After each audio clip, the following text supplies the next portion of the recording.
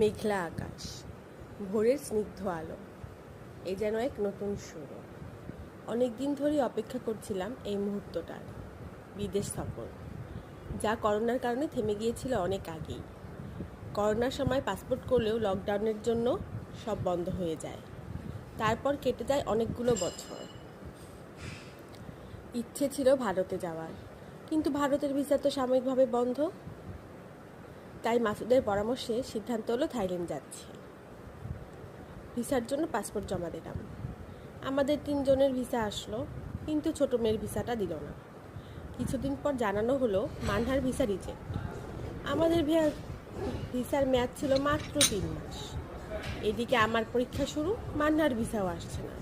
সব কিছু মিলিয়ে কঠিন এক পরিস্থিতি। মাসুদের কাছে থাইল্যান্ড অফিস থেকে ইমেল আসলো কনফার্মেশন এয়ার টিকিট এবং হোটেল বুকিংয়ের। সব কিছু জমা দেওয়ার 2 দিন পরেই মানহার ভিসা এসে পড়ল। কিন্তু নতুন এক চ্যালেঞ্জ, আমার প্রচণ্ড জ্বর। সবাই তো টেনশনে ছিলাম, যাওয়া হবে তো। অবশেষে সব বাধা পেরিয়ে আমরা রওনা দিলাম এয়ারপোর্টের উদ্দেশ্যে।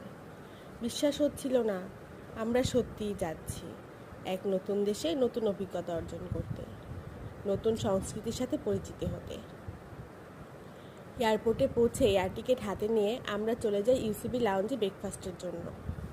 ওইখানে ছিল ব্রেকফাস্টের বাহারি আয়োজন। হালকা পাতলা নাস্তা খেয়ে ওইখানেই কিছুক্ষণ অপেক্ষা করলাম। তারপর বিমানে চেকিং করে বসে পড়লাম নির্দিষ্ট আসনে।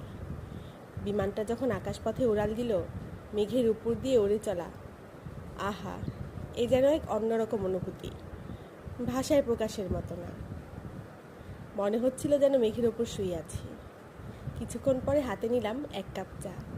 মেঘের ওপর বসে 1 কাপ চা খাওয়ার নতুন অভিজ্ঞতা।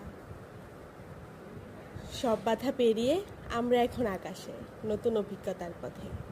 অনেক প্রতীক্ষার পর অবশেষে শুরু হলো আমাদের স্বপ্নের যাত্রা। এই ছিল আমাদের থাইল্যান্ড ভ্রমণের শুরু।